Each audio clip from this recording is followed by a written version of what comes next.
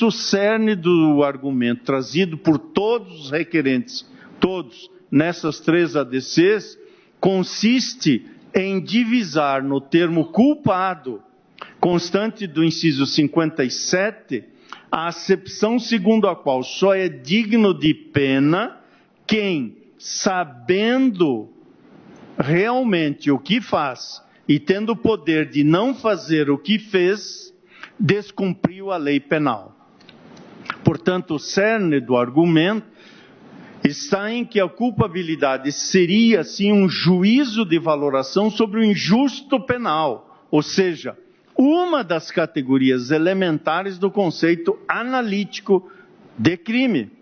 Haveria, portanto, de acordo com os requerentes, um sentido material mais amplo que o tratamento processual do acusado. Essa seria a objeção, com a qual, com todas as vênias, não estou de acordo, porque entendo que esta interpretação é contrária à Constituição. Como não há efeito suspensivo nos recursos extraordinários especiais e de modo ainda mais relevante, como é limitado o efeito devolutivo desses recursos, não faria sentido exigir-se que a atividade persecutória do Estado se estendesse também aos tribunais superiores, mesmo após o julgamento condenatório proferido em grau de expansão. Entendo que há um limite à expansão do sentido do texto constitucional. E por isso, com todas as vênias, e pedindo vênia ao eminente ministro relator, não me parece possível imaginar que a atribuição de efeito suspensivo aos recursos especial e extraordinário traduzem mera discricionariedade do legislador.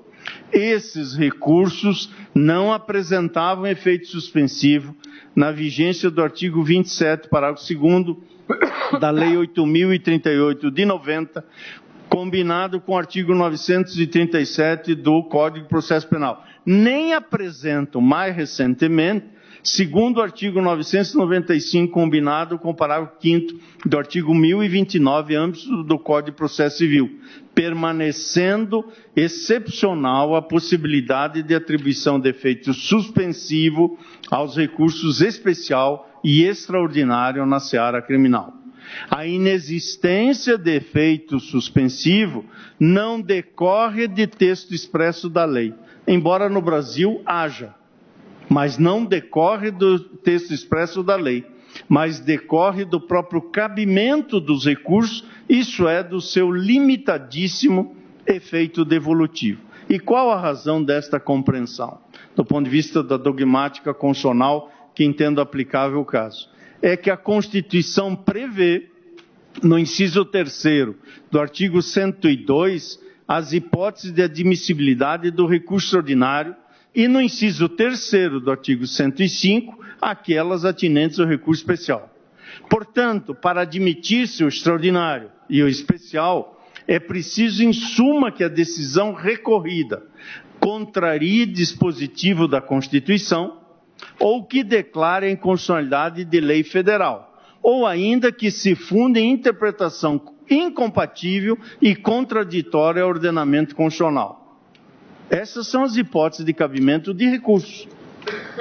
Noutras palavras, considerando que os juízes são obrigados a seguir a lei, a decisão em face da qual é interposto um recurso ordinário deve necessariamente ter aplicado norma cuja constitucionalidade ou vigência é contestada. Note-se que apenas em relação à constitucionalidade da interpretação, no caso do Supremo, e à vigência da lei, no caso do Superior Tribunal de Justiça, que se restringe o julgamento desses recursos. O reexame das provas é vedado, mas não em razão de súmula, que assim o determina, mas porque esses recursos se destinam exclusivamente a examinar questão de direito. Portanto, a Constituição prevê para os recursos extraordinário e especial um limitado âmbito de análise, o que não permite reconhecer que há um efeito suspensivo automático nos recursos extraordinário e especial. Aliás, não haveria sistema jurídico que sobreviva a uma presunção geral de inconstitucionalidade. Porque presumir um efeito automático suspensivo desses dois recursos é presumir que todas as regras aplicadas pelos juízes seria, por definição, inconstitucional ou contrária à lei federal ou por divergência de interpretação jurisprudencial. Sabe-se que o conhecimento da lei não é privilégio de ninguém, porque ninguém pode se escusar de cumpri-la alegando que não a conhece. Defender o Estado de direito democrático, defender que ninguém está acima da lei ou abaixo dela, especialmente os que foram mencionados aqui na tribuna, os excluídos, marginalizados da sociedade injusta e desigual que vivencia-se no Brasil, defender, enfim, que todos são iguais perante a lei, nada tem de pragmatismo penal ou punitivismo. É apenas a garantia mais básica da República que a Constituição formou. E aqui cito o saudoso ministro Francisco de Assis Toledo. É impensável que dentro do mesmo Estado as leis possam ser válidas em relação a uns e não em relação aos que eventualmente a ignorem, cito a fonte. Portanto, senhor presidente, a inexistência de efeito suspensivo automático no recurso extraordinário decorre em última análise do alto valor simbólico que a declaração de inconstitucionalidade ou invalidade da lei representa no ordenamento. Isso não significa que o acusado não possa demonstrar, à luz das circunstâncias do caso concreto, que a lei é inconstitucional e que, portanto, faltou-lhe a indispensável consciência do injusto para realizar essa ação. Essa alegação, contudo, não pode prescindir de demonstração. Por isso, com todas as vênias, é inviável sustentar que toda e qualquer prisão só pode ter seu cumprimento iniciado quando o último recurso da última Corte Constitucional tenha sido examinado. E ainda que o texto constitucional brasileiro seja único na experiência comparada, a eficácia do ato legislativo que subordina ou que fundamenta toda e qualquer prisão não pode se subordinar à apreciação conclusiva da Corte mais alta de um país. E essa ordem de ideias está longe de esvaziar o conteúdo rico em todos os sentidos do direito estabelecido no inciso 57 do artigo 5º da Constituição. Estão e devem estar plenamente vigentes e perdurar até o trânsito em julgado todas as garantias que se amoldam à presunção de inocência. Aliás, dessa discussão, vencida a tese da divergência, ninguém será declarado inocente. Desse julgamento, não haverá declaração de inocência de quem quer que seja. Portanto, ainda estão plenamente vigentes e perduram até o trânsito em julgado todas as garantias que se amoldam à presunção de inocência. Essa presunção não afasta nem a presunção da constitucionalidade das leis, nem a sua vigência. A interpretação que dá eficácia à sentença condenatória, tão logo confirmada em segundo grau de jurisdição e não mais sujeita a recurso com efeito suspensivo, não apenas está consentânea com a razão constitucional da própria existência dos recursos às instâncias extraordinária e especial, mas é por eles reclamados.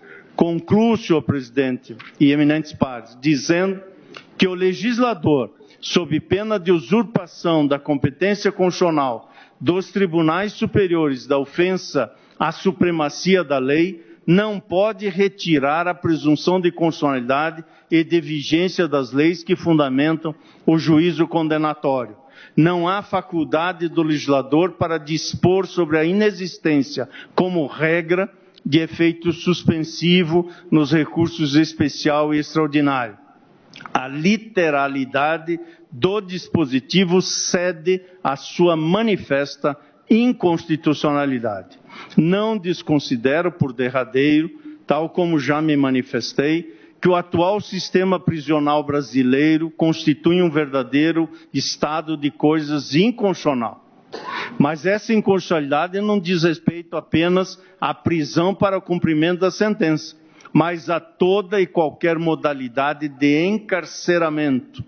E por isso, a decisão cautelar proferida na DPF 347 não afasta a necessidade urgente de políticas públicas no âmbito carcerário e é medida que se impõe, seja qual for o resultado deste julgamento.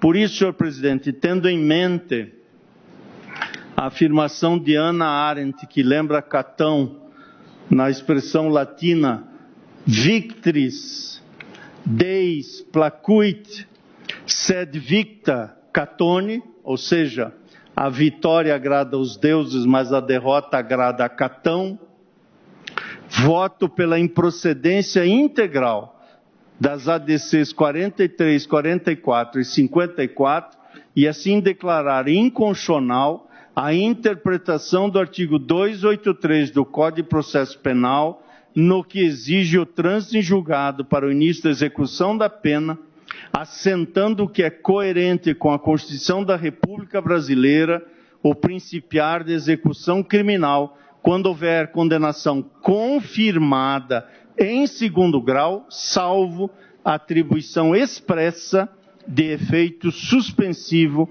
ao recurso cabível, e é como voto.